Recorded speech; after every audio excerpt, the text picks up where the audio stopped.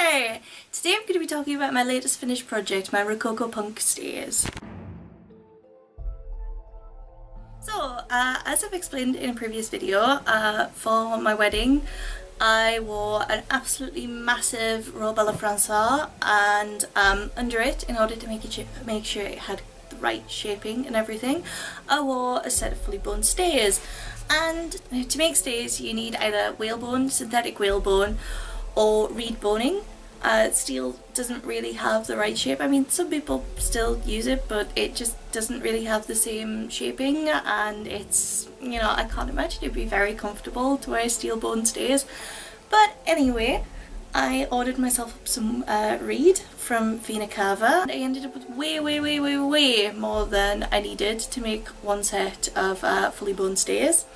So with my leftovers I decided to have an experimental go at a set of half-bone stays, and I decided to make them a bit less historically accurate than my fully boned set. These are more sort of inspired by the look of 18th century kind of things, but also melded with a bit of punk, because I found Rococopunk recently and I thought it was kind of an interesting style. So what I did was I used the pattern I used for my fully boned stays. I just changed the boning pattern slightly. I used a couple of different sources for my boning patterns. The one I relied on most heavily was one of the ones on American Duchess's site, and I will link that in the description bar below. But anyway, I used black watch tartan as the fabric, as the main fabric. Yeah, as you can see here, I also hand embroidered all of my eyelets, which was a pain in the bum, but I think it looks pretty good. Yeah, so yeah, as you can see, basically the same pattern. I spiral laced on the front, which is, you know, the best kind of lacing for the time. However, I decided to experimentally use regular corset lacing on the back with the bunny ears kind of thing, and that works pretty well, although it doesn't quite have the same sort of shape at the back as a regular corset when I've done it like that. I'm not sure if maybe I needed to change the pattern slightly, which is possible because there is obviously a V-shaped cutaway at the front, so I may not have done the correct amount of maths at the back to get my nice parallel lines, because it does have a bit of a V to it. Or it may just be that it just isn't going to work like that. We shall see, because I'll very likely do some more experimenting in the future. Reed boning, surprisingly comfortable actually. I wasn't sure that a half-boned reed stays would be as comfortable, because, you know, I'm not a thin person, so there's, you know, a lot being held up there. And no, it was pretty comfortable actually. Certainly a lot more comfortable than some of the plastic boned corsets I've worn over the years. Back before I knew what I was doing, that I was saved.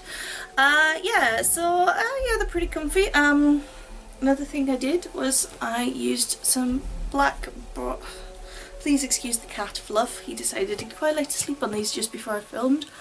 I used some black broderie anglaise here, this border lace here, just to cover up. It was kind of a bad seam actually, to be perfectly honest. It was a bad seam and I'm covering up a mistake with it, but you know, I think it looks quite pretty. And yeah, one thing I do have to say is though, if you live in a damp house, make sure you have somewhere decent to put your stays, because I live in a damp flat, and yeah, the back has warped slightly over the space of a fortnight since I last wore these. So I'm gonna have to make sure these are hung up straight somewhere in future.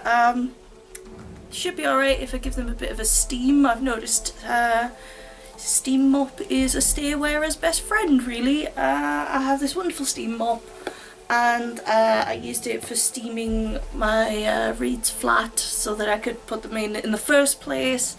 So if I run it over now, it steams everything back into shape, and you know, it should be good and all that. Anyway, I've not worn these for this video because I've noticed a lot of people having their advertising revenue removed for ridiculous reasons on YouTube lately. And while I'm sure there are monetized videos of people in bikinis who are showing far more flesh, I didn't want to tempt fate because this is a little bit low. I didn't want to tempt fate and have somebody flag me. I will be including a still picture at the end of the video though, because I think that should be fairly safe. Anyway, that's all for this episode, and I will see you again next time. Goodbye.